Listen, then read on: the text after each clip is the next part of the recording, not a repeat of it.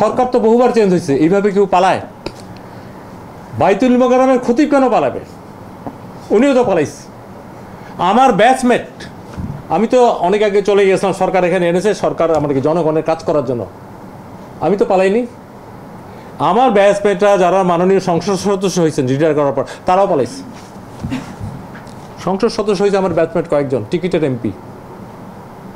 আপনাদের কাছে আমি জানি না what is the message, by I am talking very hard and reality, যেটা আমরা দেখছি। দ্বিমত থাকতে পারে, কিন্তু দিস ইজ দি রিয়ালিটি। একজন বলেন 2023 সালের আয়কর আইন অনুযায়ী সমস্ত কর্মচারী, আপনি বললেন 15 লাখ হলো কর্মচারী। কর্মচারী বলতে একদম যদি সিনিয়র সচিব ঢোকেন অথবা ক্যাবিনেট সেক্রেটারি মনে করেন, মুখ্য সচিবের থেকে একটা পিয়ন, চৌকিদার, ড্রাইভার। স্যার, সকল কর্মচারী যারা, তাদের সবার এখন আয়কর রিটার্ন জমা দেওয়া বাধ্যতামূলক। আয়কর রিটার্নে তিনি তার স্থাবর অস্থাবর সম্পত্তির হিসাবটা দিয়ে থাকেন। তারপরেও এটা কেন প্রয়োজন হলো সেটা একটু জানতে চাই। নিঃসন্দেহে স্টপ, আমি বলি, আমি ঝুলে যাবে উত্তর। আচ্ছা, ঠিক আছে।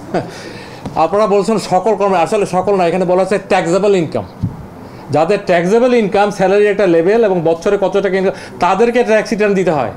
ইটিন সকলে করেন ব্যবসা কারণে, ইটস লাইক ট্রেড লাইসেন্স, কিন্তু সকলের 10B দিতে হয় না, এটার সংখ্যা খুবই কম। আর এইটার মাধ্যমে আপনার সম্পদ থাক আর না থাক, আপনার জিরোর সম্পদ থাক, আপনার দাখিল করতে হবে। It's a message. দ্বিতীয় বিষয়টা ছিল স্যার, পরিবার এটার সাথে কোনোভাবে যুক্ত হবে কিনা, কারণ আমরা দেখি যে স্ত্রীর নামে একজন সম্পদ করেন এবং সাফার করেন আলটিমেটলি তার স্ত্রী বা অন্য আত্মীয় স্বজনরা, সেই জিনিসটাও এখানে আপনারা ইনক্লুড করবেন কিনা? এখন আমি যদি বলি, স্ত্রী তো সাবালক, তাই না, এবং ওনার ইটিন আছে, ওনার কেসটা উনি নিজে ফেস করবেন। আর যদি মনে করেন, অনেক সময় এটা আমি নিজেও ফেস করেছি, দেখেছি যে সবাই নিয়ে একটা সাইন নেয়, উনি জানেও না কিসে সাইন দিল, দেখা গেলো তার নামে 10 কোটি টাকা জমা হয়েছে, তার নামে দামি একটা গাড়ি আসছে। মানে দিজ আর সো থিং। আপনার কথাটা এই জন্য বলি, না জেনে অনেক অফিসার, অনেক স্পাউস বলবো, rather I can say, sufferer হয়। যাতে না হয় তার জন্য, এবং পরিবারের স্বচ্ছতা থাকতে হবে।